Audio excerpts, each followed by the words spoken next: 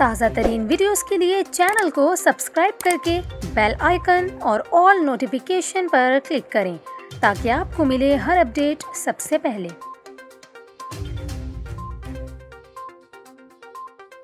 और यहाँ पर आपको खबर दें, लाड़काना में नामालूम अफराद ने पीपल्स बस पर फायरिंग कर दी। पुलिस के मुताबिक पीपल्स बस पर फायरिंग का वाक़या अल्लाहवाला चौक के करीब पेश आया, जहाँ नामालूम अफराद की जानिब से बस पर फायरिंग की गई। पुलिस का यह कहना है कि फायरिंग से बस का एयर कंडीशन प्लांट मुतासर हुआ, ताहम इसके नतीजे में किसी जानी नुकसान की कोई इत्तला नहीं मिली।